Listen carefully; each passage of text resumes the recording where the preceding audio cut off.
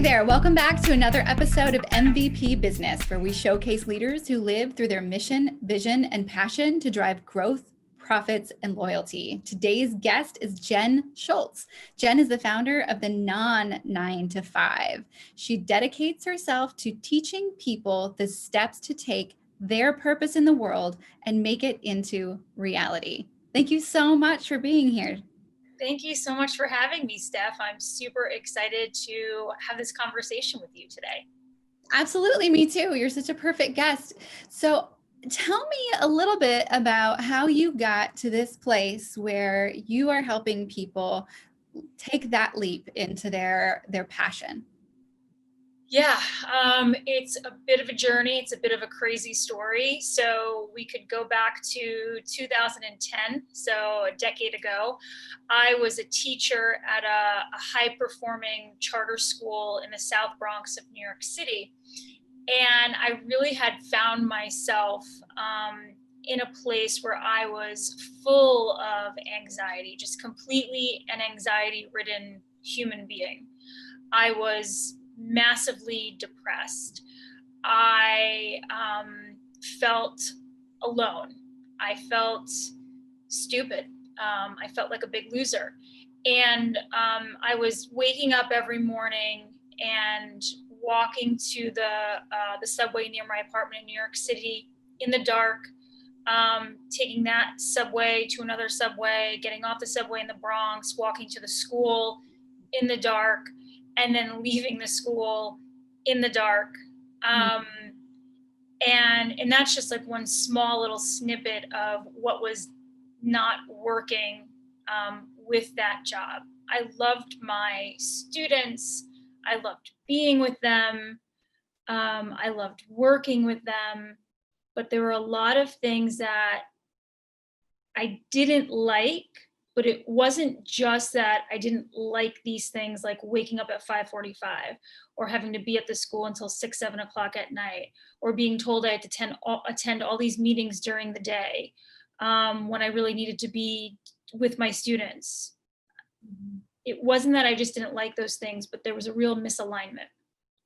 I wouldn't have been able to tell you that back then, though.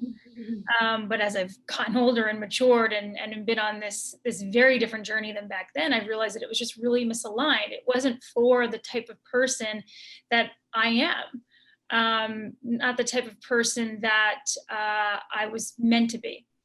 So in December of that year, and we're actually coming just on those 10 years exactly, I walked in on a Monday morning and I gave 2 weeks notice. And when I left that school, I still felt like a huge loser. At that time, I was 31. And I thought, what am I going to do? I had gone to school, taken out massive student loans to the fine number of $100,000 to attend NYU to get my master's degree in education. And I knew leaving that school that I was not meant to go to another school. Oh, wow. I wish it weren't true, because I thought maybe that would solve everything, but no. But what ended up actually happening after I left was I was able to obtain independent contracting work as a teacher. I worked for a private agency and they gave me one student to work with. And I had all this autonomy. I was able to really be with this one student in that time that I was with her or him and decide what I was going to teach them, what they needed, rather than someone else or an entire group of people or administration telling me how it had to be done and what I need to do and what time and all this stuff. I was able to create deep relationships with the kids' parents, and I was also told what I could and couldn't say to students' parents when I was teaching. This then led me into starting my first business, which was called Teacher on the Go. And I did one-on-one support with all sorts of students. I was a certified special education teacher, so I worked with a lot of kids with different learning disabilities and autism. I homeschooled an autistic child for 3 years. I was her homeschool teacher. And then, I don't know, it was probably maybe a year or 2 years into doing that, I started having this realization that it was kind of like, oh, this is wow, I quit my job and it's been, a year or 2 years. I think it was two. Let's just go with two because I can't remember. And I quit my job. I'm no longer depressed. I'm happy. I'm smiling. I'm not getting up at 5:45 in the morning in the dark. And I've been able to stand on my own 2 feet without going back to a full-time job and making enough money to pay my bills to live my life. If I was able to do this and discover that this is where I'm meant to be, I'm meant to be self-employed.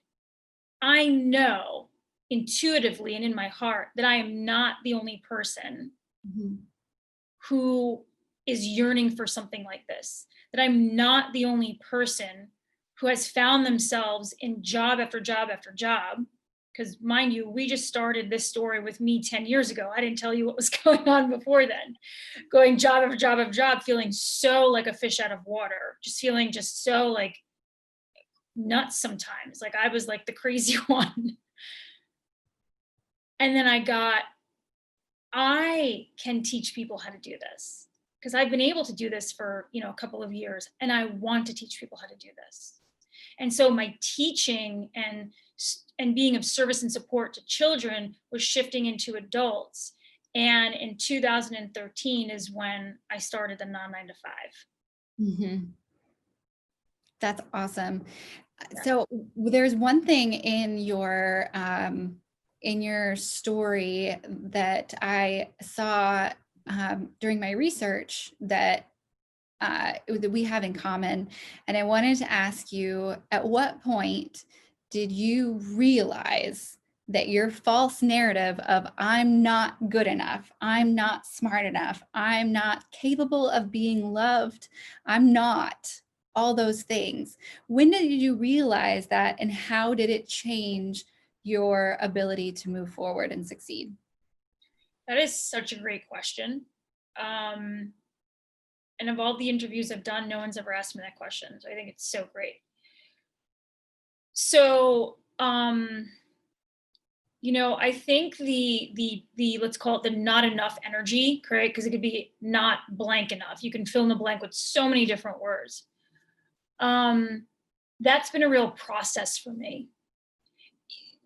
There wasn't a day that I woke up and I felt like I'm the most amazing person in the world. Like I am enough. It wasn't anything like that.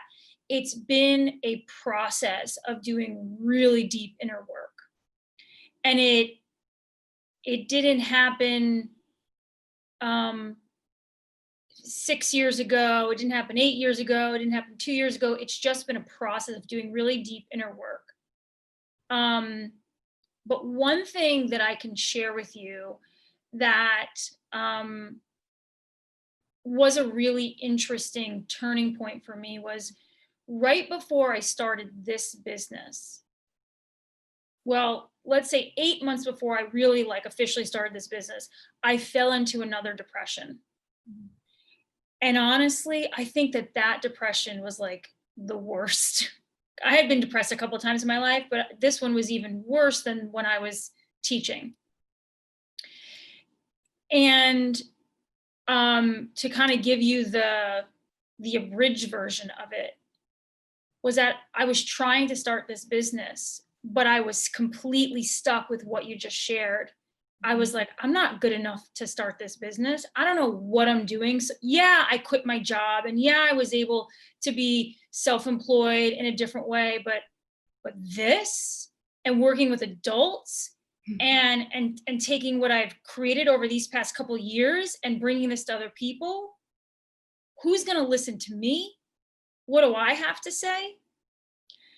And it was really heavy. And it was the summer of 2013. And it's just funny. Like when I start making pictures, making images of that time, because I'm a real image kind of person in my mind, I make pictures in my mind. I can see myself and I can see what I look like and my energy. And it was just like so heavy. Mhm. So here's the crazy thing that happened. During this whole time, I was reading a lot of different books. I was doing a lot of journaling. Because I was, let's just say I was wise enough to know, I knew I was in a depression. I didn't want to be there. I didn't fully know how to get out, but I knew the different things that I could do to support myself. So I was reading a lot. I was attempting at meditating a lot. I was journaling a lot. And I've always been involved in personal growth and development work. So I was doing something related there. And what happened to me was that there was a one day, like kind of a light bulb thing where I don't know what I read or what I wrote, but something clicked and I said to myself, how I'm feeling now, like how I've been feeling lately, and the little decisions I'm making day to day right now, those are all fear-based. Mm-hmm. I don't know where that came from. Maybe I read something, or who knows, maybe I was smart enough then to know that. But I was like, this is all fear-based. And so then I asked myself, okay, if this is fear-based, there has to be an opposite of this. Mm-hmm. And the first thing that came to my mind was love. And I remember kind of like snickering and being like, love, like it doesn't even make any sense. But I indulged it. And I was like, okay, let me just see what this is. So I was like, what, there's fear and there's love. And what's the difference between fear and love? And I started having these sort of like, I guess, existential conversations with myself, or I don't know if that's the right word, and journaling and writing. And something started to click, that I actually had the ability to completely shift what I was telling myself, what I was thinking, and I could be someone different. Mm-hmm. And so that summer was definitely when there was a turning point of the not enoughs, because I got clear that there was a massive difference between love and fear. And there were a whole host of decisions that I had made, really snap decisions that I had made during that time. And I was able to look at them and go, oh my gosh, that's fear-based, that's fear-based, that's fear-based. Mm-hmm. And I sprung into action, and I started taking actions that I needed to do. And I literally, within maybe 2 months, I moved into my own apartment in New York City. I had told the mother of a student that I was still working with that I wasn't going to work with her anymore. And I continued working with her. And there are a bunch of other things, but just really made this shift.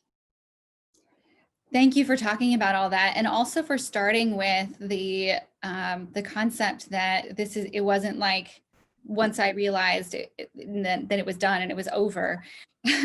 I think that the name, Tim Cook, Steve Jobs, all these different people come up of, you have the picture of these powerful, and those are men, but Marissa Mayer, whoever it might be. Oprah, but Oprah does a good job of like showing her flaws and showing her weaknesses to some extent. But most leaders put out there this, external persona of strength and power. And they, part of it is because their team needs to know that. But what doesn't get told a lot of the time is that even those people who really are strong and maybe may or may not be susceptible to depression, they still have those mornings where they wake up and they go, shit, what am I doing? I can't do that. What have I done? I'm not smart enough to lead 50, 500, 5,000 people to that next thing that's, on the horizon. Yeah. And then they have to just get up and go, I'm doing it. I can, surely I can. This is where I am, and just, do the work to push yourself forward. And that work is different for everyone. You mentioned meditation and journaling and writing. And, I've talked about this on the show before, that I do meditation, but I have to do it in the morning because I'm too tired at night. Like, everybody has their own processes, and I try journaling, but it doesn't work for me. I'm not a journaler, but I do, take a walk in the woods every once in a while so that I have that time to have the thought process.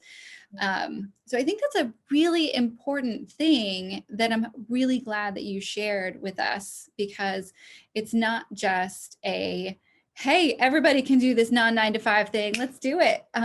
It takes a lot of work, and it's not just once you quit, you're in. You still have to work at it. You have to work at it every single day. And it's not just the business you have to work at, it's the self. Yeah. It's a word that pops in my mind, or that's been popping in my mind as you were saying that, is practice. Mhm. It's about practicing. Like, even like you mentioned meditation, right? If we look at meditation or yoga, those are practices. They're practices.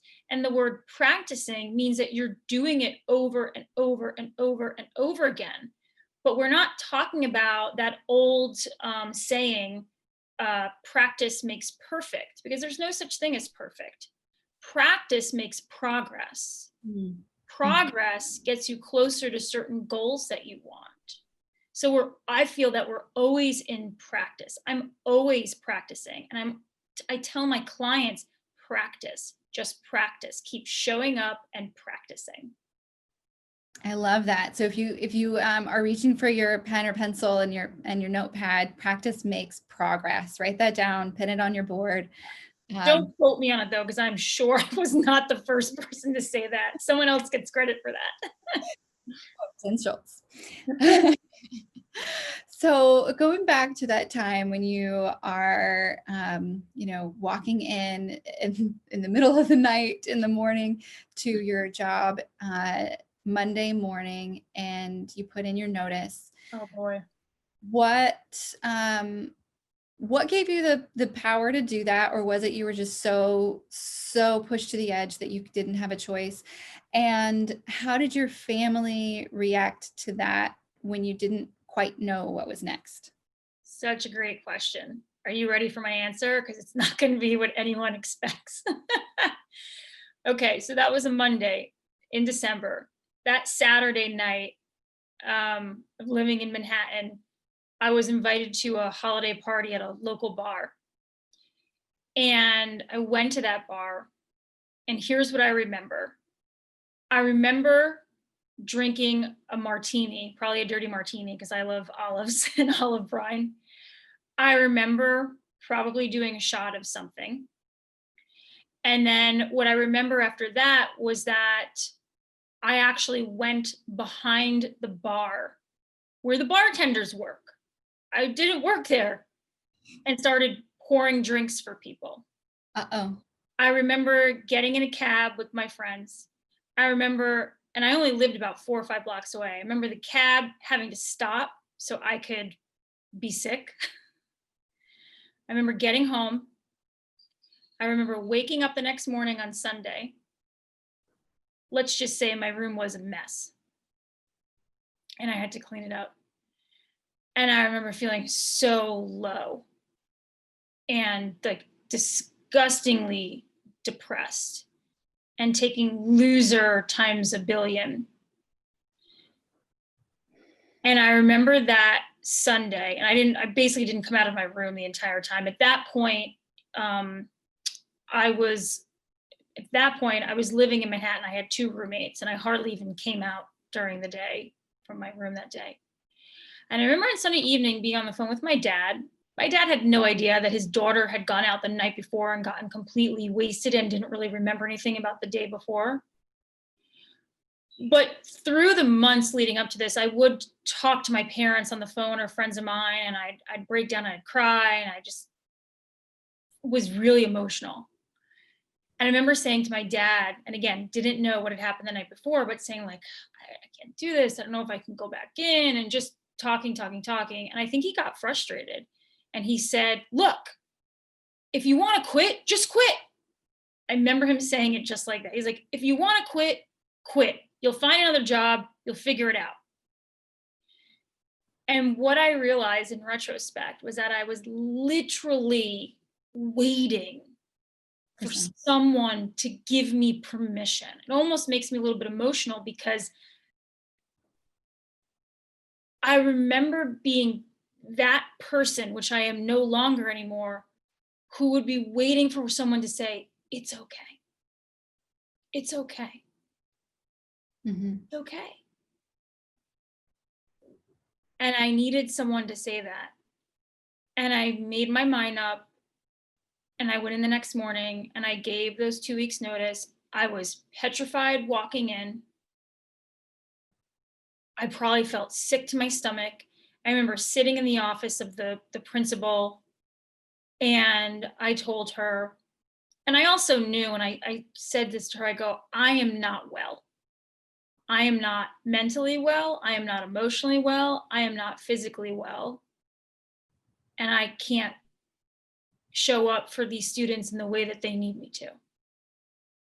And I gave those 2 weeks notice. And I'll tell you one other thing too, Steph, that was really hard was those next 2 weeks. And this was right before Christmas. This is right before the holiday break. Those next 2 weeks, the principal would not even look at me. I remember one evening, I was shutting the door to my classroom. I see her down the hallway and I went to wave and she just pretended she didn't see me and she turned around. And we were the only two in the hallway. And the staff started treating me differently. But you know what, with that said though, something that I did, I mean, it felt horrible for me, but I have realized over the years, it was a new school. There were a lot of new things going on. I think when I think about the principal, I don't think she knew how to handle it. And I thought to myself, I bet maybe she made it be about her. Like maybe she thought she failed. And some people don't know how to deal when those emotions come. So you ignore people or you shut them out. But that's the story of how it actually went down. So it's not a pretty story, and it's pretty vulnerable too. Yes, thank you so much for sharing all that. I think a lot of people don't realize, just like getting out of a marriage or getting out of other big or changing, taking a big move or something like that, you have to get to that very bottom place in order to have the confidence to move on. And also, we are always looking for that validation. Like, tell me this is okay. I have a business coach, and I talked to somebody about this not too long ago. They said, they talked to their therapist or whatever, and they said, but you know what? We find therapists that agree with us anyway. We tell therapists what we want them to hear, so it's interesting when you are finally really truly honest with someone, you're still sometimes looking for a particular answer. And you may hear the same thing over and over. No, give it more time. It's a new school. It's a new principal. They told me. Yeah. And then the one person that you trust, or even if you didn't, even if someone in the bar had told you, just quit, you'd been like, you know what, you're right. I'm going to go. It was time, but you had to be at the very bottom to get there. Yeah. And I was at that rock bottom. I remember talking to a friend of mine and going, I think this is my rock bottom. Like I just felt, everyone has a different version of what a rock bottom is. And not everyone will experience a rock bottom, but for those of us who are, I'm what's referred to as an HSP. I'm a highly sensitive person. So I feel things a lot deeper. I can feel things at a more emotional level. So I was at my rock bottom for sure. Mm-hmm. Well, okay, so that took you from rock bottom to the teaching, the one-on-one, and then now into the non 9 to 5, showing other people that they can take this same journey.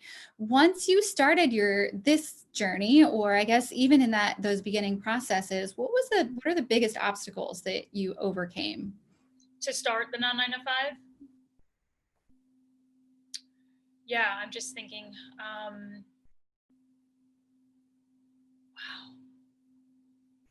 Wow. My biggest obstacle in starting Vine Collective, the agency, was getting past my own expectations of time and getting out of, and speaking of the non 9 to 5, getting out of the concept that I had to be like full on accountable from 9 to 5. It's like, oh, wait, I'm my own boss. I can do whatever I want to do. It's definitely an inner thing. I think that the biggest obstacles and struggles in life in general are not the outer pieces. It's not necessarily the actions. It's what comes before taking an action. It's what you're saying to yourself about yourself, what you believe, what you don't believe.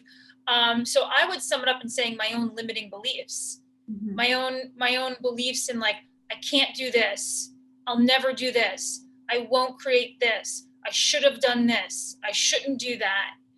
And I think even like when when I did start this work, all of that stuff was swimming around for me. And it was still the like, are people going to really want help from me? Are people really going to listen to me? Like, who am I? But what I did was I started working with my business mentor, and I'm still working with her over 7 years. Mm-hmm. And I have coaches as well. And I'll tell you, without that support in place, there's no way I would be where I am now. There's no way I would have moved through and moved past all my various limiting beliefs. Like, I'll never make money. I'll never do this. No one likes me. No one wants to work with me. Without that long-term support in place, those limiting beliefs would still be showing up in a massive, massive way. So I don't know if I answered your question. I kind of went like, went off. We did, because I think that you're right. People who have not had a business before, it's really easy as an employee to judge decisions that other people make. Like, oh, well, you should do this. You should have done that. You should, and of course, the sideline coach kind of concept. But once you get into any sort of leadership position, but most especially when you start your own business and you are in charge of everyone else's, or even if it's a sole proprietorship and you don't have a team, what people don't realize is that the most difficult part of the game is not necessarily coming up with the new ideas and innovation, or leading the team. It is that inner work. It's, keeping yourself at a mental, physical, place where you can lead and you can take charge and you can show up for your clients in a way that is healthy for everyone. That is the hardest part of running a business. Yeah, absolutely. Yeah. So thank you for amplifying that. Would you go back and do anything differently now that you've been on this journey for 10 years? Yep. The one thing that I know for sure is I would have had support from my business mentor a lot sooner than when I did. I would have had that support in place right from the get-go, because I quit my job in December of 2010. I did not start receiving that support until about September of 2013. So that's almost 3 years of me trying to do it by myself. And it's interesting too. I personally believe in, let's call it like a long-term support model. So within my business, and my ideal is that I work with my clients for long periods of time, because I know that this is not a one and done. This does not take a month. This does not take 3 months. This does not take 6 months. This does not take 1 year. Had I had that support in place earlier, things would have definitely felt easier for me. I do firmly believe in things will go the way that they're meant to go. It was meant to, the way it was meant to happen, it was meant to happen. But that's a for sure. And it's the same thing with my clients too, because the clients that I work with for longer periods of time, I see the difference. Those who are committed, those who are willing to practice, those who are willing to be uncomfortable, those who are willing to have those uncomfortable conversations with me, and continue doing it and doing it and doing it. They transform, they make progress, they were able to have successful and sustainable businesses. They're able to quit their 9-to-5 jobs. So yeah, that's my answer. That I love that. I have I've talked about it many times. Bill Small is my business coach, and I've, worked with Letty Sanchez, and I still, like you, do like constant, personal growth and all this stuff. And the individual personal growth is always very helpful. But there's no one to hold me accountable or say, like, do you hear what you're saying? Do you hear what you said 5 minutes ago and what you're saying now?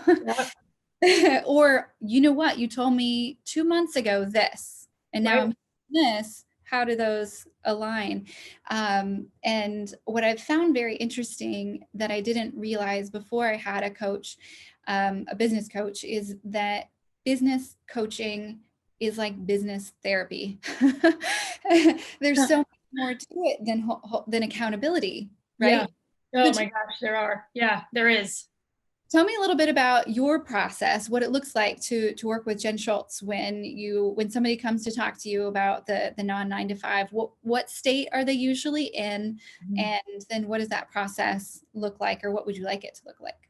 Yeah, it's a great question. The first thing I want to say is, it's funny when you're saying like business therapy. I have had a number of people tell me that what I do is like therapy for entrepreneurs. And I'm like, oh, that's cool. I'm honored. Because I'm not a licensed therapist, but I guess we go in that direction without even realizing it. When I connect with folks, they're in a lot of different, they can be in a lot of different spaces from one person to the next, but in general, the people that I'm connecting with, they know in their heart that they're meant to be working for themselves. They know that for sure. And they also have a deep desire to serve and support other people, of really making a difference, of leaving their mark, of creating a mission, doing purposeful work on their own terms. And obviously not being in the 9 to 5, being in the non 9 to 5. And then when someone steps into work with me, they can work with me in a 6-month program or a year-long program. And I am actually currently doing a group program right now. It's our second time doing it. It's going really well. And I think there might be a third coming up as well.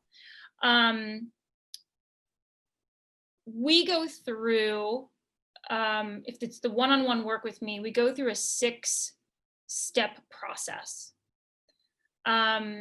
And these are basically, I call them steps to living the non 9 to 5 way.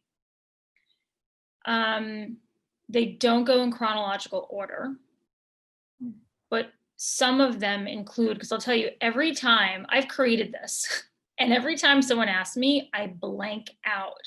I did an interview a couple of months ago, and someone's like, what are those 6 steps? And all of a sudden I blanked out. There's some weird thing. I think it's like an old pattern of mine. Like when I used to get nervous when people would observe me teaching, and all of a sudden I would forget everything I was meant to say. There's got to be something around it being like curriculum or something.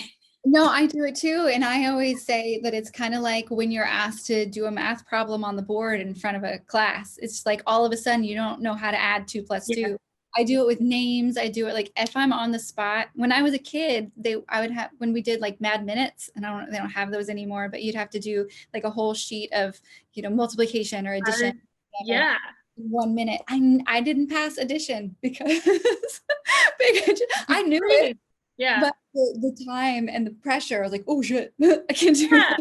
Well, it's feeling that pressure, but let's see if I can do it. Let's see if I can remember my 6 steps that I created. So we have shift from employee to entrepreneur, or though I think maybe I call it shifting from employee to entrepreneur mindset. So it's really about going from what it feels like, what it looks like to be an employee versus to be an entrepreneur. They're completely different. And you actually have to train yourself to be able to step into that. Another step is called stand on your own 2 feet. Another step is called pursue your non 9 to 5 purpose. Another one is about announcing your non 9 to 5 purpose.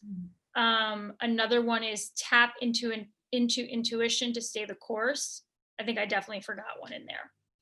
But we go through these 6 steps. and not in chronological order. And I say that, I never used to say that, but I had a speaking engagement earlier this year, almost a year ago. And I was talking to them about the 6 steps, and a gal there raised her hand. She said, you know, I know the step that I forgot, the most important one. It's actually called quit your job. Or quit your job. She asked about that step because I actually have it as step number 2. And she goes, what if I'm not ready yet to quit my job? And that's step number 2. And I was like, oh, I'm so glad you asked this question, because no one has ever asked this question before. And I usually don't share this because no one has ever asked this question. These steps are not meant to go in chronological order. I meet people where they are, and I'm able to assess from what they're sharing with me where we need to go first and what really needs to be done first. Because it doesn't mean that we're going to start working, we're going to all of a sudden start like creating like what your business is. For a lot of people, there's a lot of energy and emotions and learning how to actually commit to this process and taking steps in terms of like, what does it mean to actually commit? What does it mean to be consistent? What does it look like to actually be willing to keep showing up and showing up and showing up? Yeah, you know, you mentioned a word in there, and it reminded me of another word you mentioned before. The first word that you mentioned was no. You said that your clients not know like I'm not going to do it, but Oh. knowing. No, that's a different, we'll go into that in a little bit, but a knowing, they know that they are meant to do their own thing, or that they're meant to run their own business or pursue a particular passion. The other word is intuition that you brought up. I think the two of them go hand in hand, not necessarily the same, but they can be for depending on what you're going for. So how do you suggest, or how do you walk your clients through the process of understanding and becoming clear about their intuition? I'm so glad you asked this question. Because intuition is a really, really huge part of all of this. And I love teaching about it, and I love supporting people around their intuition. And there's a couple of different ways. There are these writing tools that I did not create. My mentor created them, and she shared them with me, and I share these with my clients. It's a very specific type of writing. It's not journaling. It's not just jotting down notes. It's very mindful, and it helps you get connected. Let me say it this way. It helps you get connected to your higher power, whatever language resonates for you. If you want to say higher power, if you want to say universe, you want to say God, you want to say the divine, doesn't matter. And when you're connected to that higher power, you can access your intuition, because that higher power is steering you in the direction that you're meant to go. You know, I simply also share with people to practice going to this place of, what do you feel deep down? We use that term deep down. You know, people say deep down, I just know. Deep down, I can feel it's going to be blank. And so I'm always coming back to those feelings. Like, what do you feel in your gut? What do you know deep down? What do you feel in your heart? What is there's also 2 different voices that we have, if you will. I'm calling them voices. One is the ego mind, which can also be known as the fear-based mind. And the other is the intuitive mind. And this is how I teach this. So let's say that like this is the ego mind and this is the intuitive mind. The ego mind's voice is, there's different words that you can use to describe it, but just a couple. The ego mind's voice can feel jarring. It can feel berating. It can feel mean.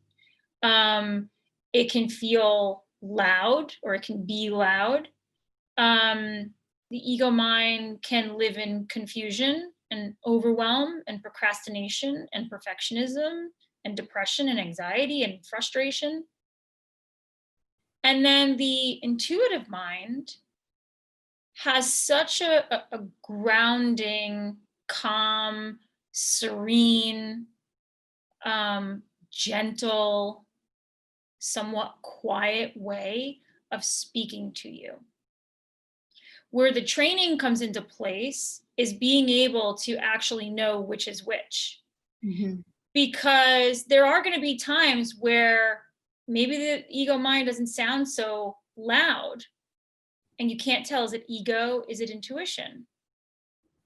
With practice the listening of both of them, you working that muscle, you get stronger and stronger and stronger to be able to decipher which is which.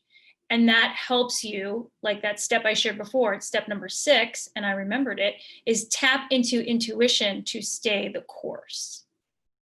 Mm-hmm. The only way we can stay this non-9-to-5 course is to have a super tight relationship with our intuition. And it takes time. Like I said before, it's not 3 months, 6 months, 1 year. I practice and work on having a deeper relationship with my intuition every single day.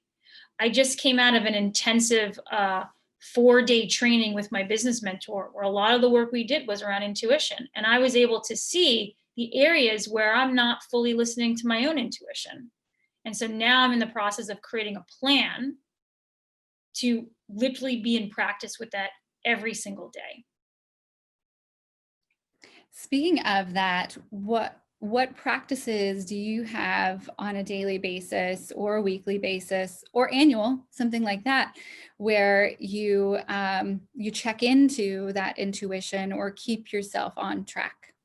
Yeah, that's a great question. So the first thing are those tools I mentioned before, those writing tools that I did not create, that my mentor created. And they have you really tune into that higher power and then connect into your intuition. I use those tools every day. So I'm writing in the morning every day. I also, and I was just doing it this morning, I have a notebook that I started a little bit over 2 years ago. And I created my own tool called the Intuitive Tracker, and you can do it in different ways, because I've noticed for me, it's not a daily thing, but it needs to be done at least 1 time a week. I usually do it anywhere from 1 to 3 times a week, but I'll be honest with you, there are some times that I kind of fall off of that. But I will track my intuitive hits, and I just have to track 1. So, wait, I just lost my train of thought. Can you go back to your question? I start talking and I want to make sure that I'm not going off and like saying the same thing I just said before. So the question is, what do you do on an ongoing, irregular basis to stay on track or to stay aligned to your intuition? Okay, I was answering the question. For some reason, my ego mind was like, you're not answering the questions. And I was like, wait a minute. And actually I was, because my intuition was guiding me there. Mm-hmm.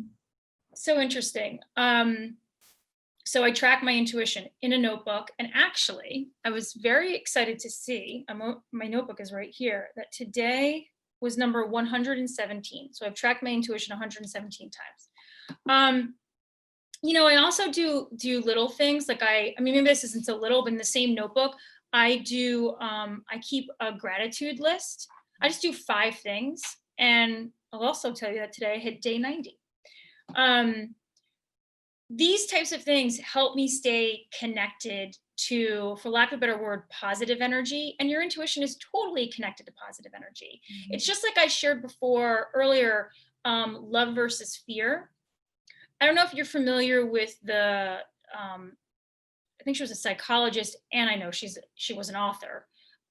Elizabeth Kubler-Ross. She had an international best-selling book, I think it's called On Death and Dying.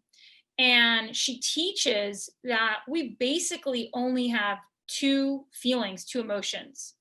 One's love and the other one is fear. Everything under the love category is all the quote unquote positive emotions. Everything under the fear category are all the negative emotions. So intuition, while intuition is not a feeling or an emotion, anything that falls within intuition is going to fall in the love positive category. Anything outside of your intuition is going to fall under the fear negative category, which I think is pretty interesting when you think about it like that. Yes, absolutely. That is really interesting. I was thinking during your comment about the journaling and writing your intuitions. One thing that I realized several years ago, I used to get onto myself about like going to big conferences, writing all these notes and plans, and then getting lost in the daily business of business and not putting new practices into action until I made the practice of making sure that I read my notes before I went to next year's conference. Yeah. And what I realized was that like 80% of the stuff that I had intended to put into practice, I did. And so I beat myself up for like, oh my gosh, I didn't stop and like put in and have da, da, da, da, da. And then I look back and I go, you know what? I did that. And part of it is manifestation, because you put this vision and this visual image of what you're going to do and what your business is going to look like, in however many years. And part of it is the practice of intention and intuition. And if your intuition and your intention was correct when you like for in this example, like wrote those notes about what you wanted your business to be like, then you will move on that path. But the more that you intentionally move into those intuitions, the faster and more clearly you can get there. And if you put in a practice of checking that intuition journal to say, am I on track? Was that intuition correct? How did that play out? Then you'll know when to celebrate those wins, and you'll realize that following your intuition is guiding you on the right path. Yeah, absolutely. And I'll also add there too that because basically you're saying it and we're talking about something that's really imperative that I've learned is consistency. And doing things over and over and over and over again. Like with my notebook, if I just stopped doing it, if I was like, I'm not doing this anymore, or if I stopped doing it and I'm like, oh, I haven't done that, I don't need to pick it up anymore anyway, let me just leave it, I've already stopped doing it, that's not going to support our growth. So like with your notes you were saying before a conference, I'm sure that if you consistently read those notes, if you commit to consistently reading those notes, it's going to make a difference. Or taking those notes and then creating actions. It has to be done consistently. I used to be a very inconsistent person. I'd maybe do something, then I'd stop doing it. Maybe do something, then I'd stop doing it. But it really takes something to do something consistently. And that was a learned process for me. I had to really learn how to do that. But in turn, I've watched how my life feels so much easier, just in general. And I teach my clients about how to learn, how to practice, how to be consistent, especially in the areas that we were like, I don't really want to be, we make excuses, and especially in the areas that we need to be. Yeah. And to that point, it's kind of like dieting. Just because you fall off the practice doesn't mean that it's not worth coming back to. That's right. Yeah. So what advice would you have for anyone who is out there questioning whether or not they should take their leap toward their what they are feeling intuitively drawn toward a particular purpose or passion? Yeah, I think the first thing is that if you're feeling intuitively drawn to a certain purpose or passion that's outside of your 9 to 5, you definitely want to ask yourself, is this passion of mine, is this purpose of mine, is it something that I really envision? I really see myself doing full time as my business. That's first and foremost, because stepping out into the world of self-employment, being a business owner, being an entrepreneur, whatever language you want to use, is not necessarily for everyone. And that's okay. You want to ask yourself, is this for me? And then ask yourself, how committed am I to this thing? And there's no right or wrong. And there's definitely no judgment. It's really a personal choice and a choice point to get clear if that's what you're meant to do. And then if it is, and you have this burning desire, you have this feeling in your heart, in your gut, deep down, you know that you're really not meant to be working for someone else, great, because now you're clear. And the first step from there is to start creating a bit of a plan for yourself.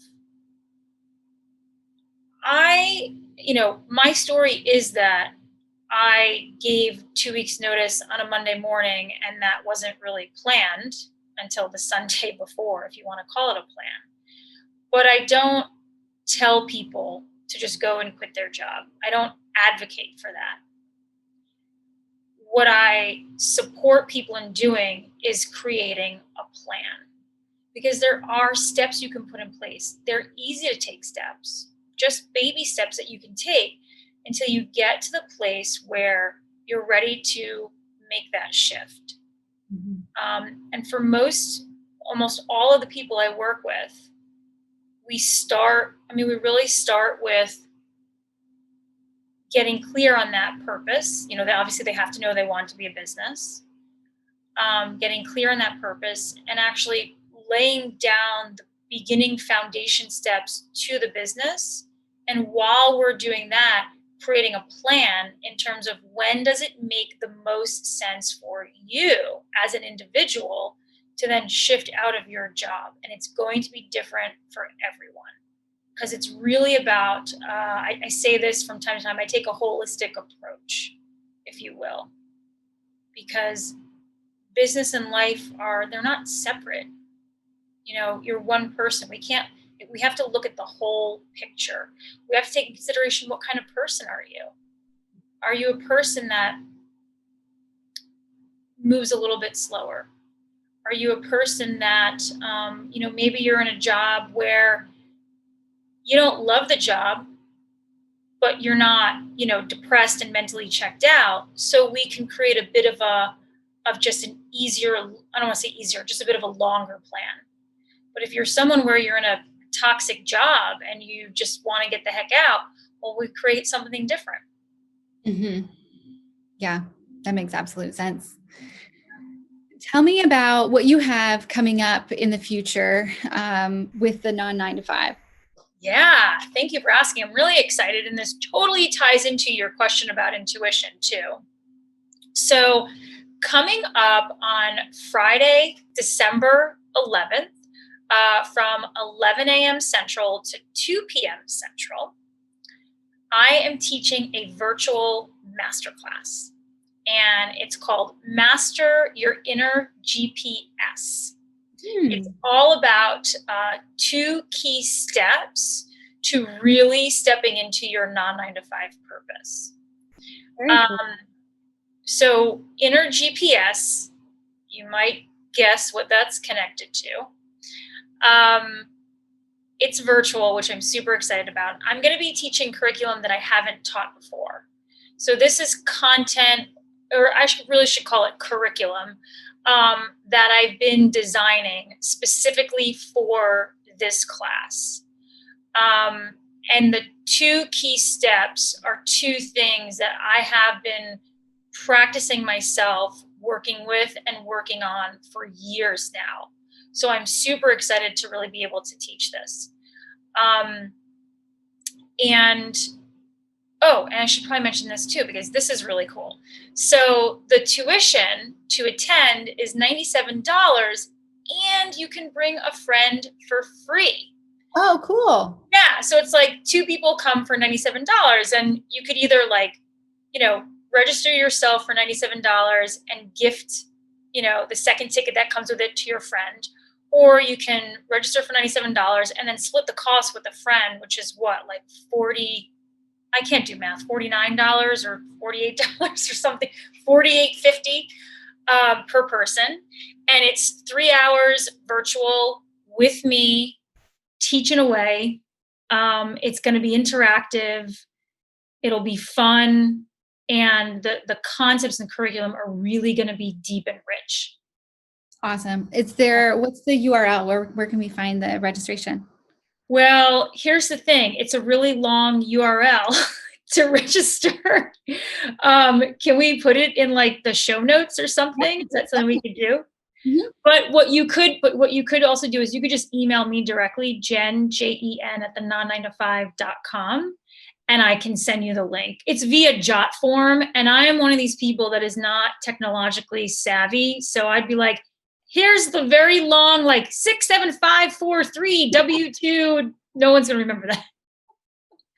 Nice. Very cool. There's also a resource on the non-9to5 that I thought was really cool. I talked to you about it when we first got on before we started recording. The number 1 step to staying with your business mission. Yeah. I thought that was a really cool resource. And I think that that's another one that listeners of MVP Business might be interested in. So you can find that at the non9to5.com.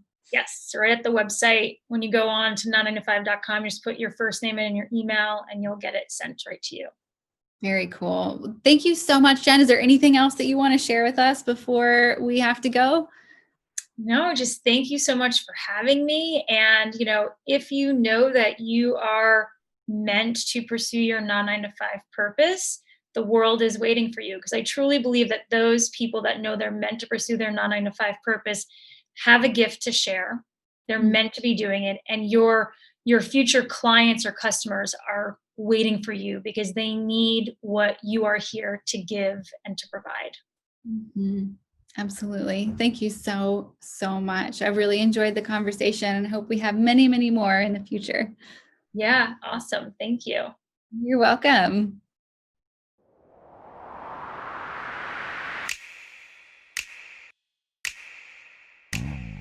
Hey, so what did you think of MVP Business? If you liked it, please subscribe and tell all your friends. Follow us on Instagram, Facebook, and YouTube. If you didn't like it, don't just leave. Let me know what I can do to improve, who you'd like to hear from, and what you'd like to learn. The mission of MVP Business is to share the strengths and struggles of leaders who have successfully grown their businesses while staying true to their mission and vision so that other entrepreneurs can follow, knowing that the path isn't easy, but the journey's worth it. If you believe in this mission, please help by living it and sharing it. In the meantime, enjoy the day and live with passion.